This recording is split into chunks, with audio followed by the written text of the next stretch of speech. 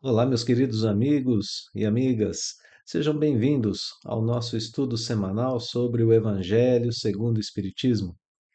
Estamos estudando o último capítulo da obra, a Coletânea de Preces Espíritas, e já estamos no último item do último capítulo, estamos no finzinho do Evangelho segundo o Espiritismo. E quero deixar a vocês agora um convite. Esse é o nosso penúltimo estudo do Evangelho segundo o Espiritismo. Na próxima semana, o último estudo. E a partir da semana seguinte, nós entraremos nesse mesmo dia e horário com o estudo de O Livro dos Médiuns. Então, todos convidados a seguir no mesmo dia e horário uma nova obra das obras de Kardec, né? Começamos com o Evangelho segundo o Espiritismo, agora entraremos em O Livro dos Médiuns. Bem, vamos para o nosso estudo, né? Nós nos debruçamos já sobre esse tema, a prece pelos doentes e pelos obsidiados.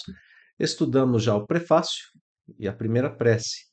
Hoje nós estudaremos a segunda prece que está presente aqui no capítulo, essa prece que é composta por parágrafos que vão do 14 até o 16, é uma prece curtinha, né? E agora é uma prece para ser dita pelo obsidiado. Então, nós vamos orar, aprender a orar pelo obsidiado, já seguindo já seguindo não, né? Ainda seguindo aqueles fundamentos que nós vimos no prefácio, né? Os motivos, as razões da presença de espíritos malfeitores, como acontecem as obsessões, a intercessão de terceiros, né? A gente viu que para um terceiro interceder, existem certas condições, entre elas, que esse terceiro seja alguém que realmente tenha condições de interceder pelo obsidiado. E agora, então, o que a gente vai fazer é justamente estudar essa prece que qualquer um de nós pode fazer por um obsidiado, apesar, né, de que a interferência por um terceiro já foi fundamentada ali no prefácio. E aí a gente poderia pensar, mas se precisa ser, né, um espírito com condições, uma pessoa com condições de atuar, então eu não posso fazer a prece por um obsidiado, já que eu sou um espírito imperfeito? Nada disso. Olha aqui, ó. Prece pelo obsidiado para ser dita por qualquer um de nós, parágrafo 14, primeiro parágrafo da prece. Deus onipotente, digna-te de me dar poder de libertar, e aqui o nome da pessoa, né? Olha só, a primeira coisa que se pede a Deus nessa prece, nos dirigimos a Deus onipotente, Deus todo poder, Deus detentor de todo o poder. Estamos pedindo a Ele poder para libertar a pessoa da da subjugação por obsessão de um outro espírito. Então, essa é a primeira coisa que nós pedimos a Deus para que Ele melhore o meu poder. Se melhorar o meu poder é melhorar o alcance da minha prece, é melhorar os meus fluidos, os fluidos que tenho em mim enquanto espírito encarnado, nós que estamos encarnados aqui na Terra. Temos fluidos que nos ajudam a estar aqui na Terra, fluidos criados e modificados pelos nossos pensamentos, pelos nossos sentimentos, pela vida que vivemos, pelos nossos hábitos. Então, nós temos fluidos que nos são próprios, essa carga fluídica que compõe a existência de cada um de nós. Estamos pedindo para Deus para que Ele nos ajude a melhorar isso, nos dando poder para libertar a pessoa da influência do espírito que a obsidia. Segue o parágrafo. Se está nos teus desígnios, então veja só, nós pedimos a Deus essa condição? Pedimos, mas nós sabemos que Ele só nos dará se estiver nos seus desígnios, por termo, por fim, a essa prova que aquela pessoa enfrenta. Se for assim, Senhor, concede-me a graça de falar com autoridade a esse espírito. Então veja só, né? São princípios que nós já vimos colocados, expostos lá no prefácio e que agora são melhorados aqui durante essa prece, durante o entendimento que nós temos sobre essa prece. Se for permitido, porque às vezes é necessário que se prolongue esse estado obsessivo. E por que é assim? Um dos princípios que a gente conhece a respeito da obsessão, tratado aqui no prefácio, tratado durante o Evangelho segundo o Espiritismo. Porque às vezes o espírito obsessor e aquele que está sendo obsidiado se comprazem na obsessão. Eles próprios se procuram, principalmente nas obsessões que acontecem por causa dos vícios. Eles se procuram. E quando há, no outro tipo de obsessão, né, obsessão por vingança, quando existem laços de ligação de ódio muito profundos, esses espíritos também não conseguem se desvencilhar um do outro. Então é necessário, muitas vezes, que essa obsessão perdure para que esses dois espíritos tenham o aprendizado suficiente para que se separem. Ainda assim, a nossa prece terá eficácia, porque ela pode, mesmo que ela não ponha fim a essa prova, não ponha termo a essa prova, ela pode ajudar a abreviar essa prova, a torná-la menos longa, né? Então, olha aqui, o que eu estou pedindo a Deus, além do poder, para ter autoridade para falar com o espírito obsessor. Então, pedindo duas coisas aqui nesse parágrafo 14, né? Bom, mas a prece não termina por aí. Ela segue agora conversando com os bons espíritos que me assistis. Então eu vou conversar com dois tipos de bons espíritos na sequência da prece. Olha só.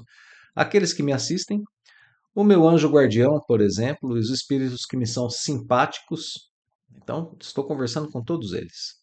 Bons espíritos que me assistis, e tu, seu anjo guardião, dai-me vosso concurso. Ajudai-me a livrá-lo do fluido impuro em que se acha envolvido. Então eu converso com os meus protetores e com o anjo guardião da pessoa que está sendo obsidiada. Eu peço ajuda a todos os espíritos que estão envolvidos na relação entre mim e esse espírito que está sendo obsidiado. Eu peço, né, que eles me ajudem, que eles me deem o seu concurso para livrar o obsidiado do fluido impuro. O que é esse fluido impuro? É justamente aquilo que a gente dizia agora há pouco, né? É, estando aqui encarnado, tudo aquilo que eu penso, tudo aquilo que eu sinto, todos os meus hábitos ajudam a formar aquilo que eu posso chamar de uma atmosfera espiritual na qual eu vivo. Os fluidos que me envolvem enquanto espírito encarnado.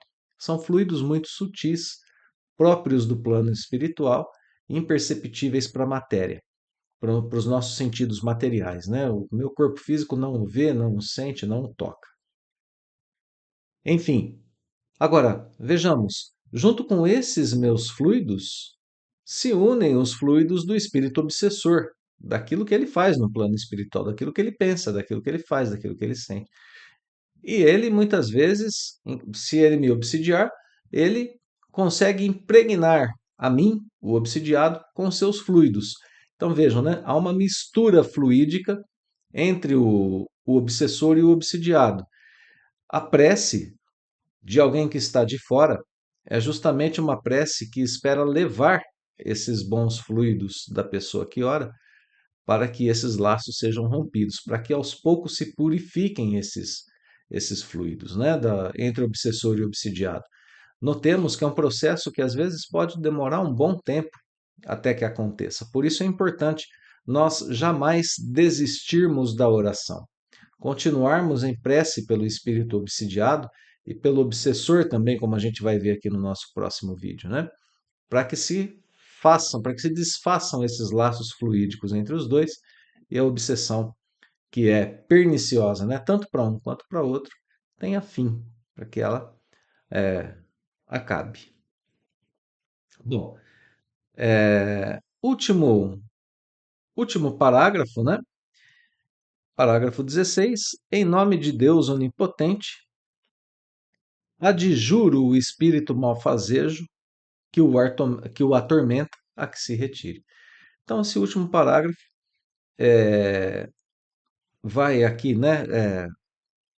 O último passo dessa prece é conversar com o obsessor, né? A prece é pelo obsidiado. Primeiro eu converso com Deus, depois com os bons espíritos e depois, por último, com o espírito obsessor. O último com quem eu converso é ele, adjurando, né? Pedindo para que ele, rogando para que ele se retire. Depois que eu uni forças com Deus e com os bons espíritos, aí eu peço para o espírito obsessor para que ele se retire e para que deixe de obsidiar aquela pessoa com quem ele está tendo essa relação. Bem, meus amigos, como a gente pode ver, é, a prece tem um poder muito importante, muito abrangente em relação a esses laços de obsessão. Nós estamos aprendendo aqui que é possível que nós nos liguemos a planos mais altos das esferas espirituais e que assim a gente tem essa condição, né, de unir as nossas forças com os planos mais altos das esferas espirituais, fazendo com que assim os laços de obsessão sofram uma influência benéfica para que eles sejam rompidos. Então, sim, a gente tem um papel importante, né, diante desses laços de obsessão, que são laços muito tristes, repito, né, tanto para o espírito que é obsidiado, quanto para o espírito que é o obsessor. O obsessor, enquanto atuante ali na obsessão, deixa também de viver. Ele se coloca numa posição em quem se ocupa muito em fazer o mal a alguém e esquece, inclusive, de fazer o bem a si mesmo. Então, é uma situação de sofrimento para os dois.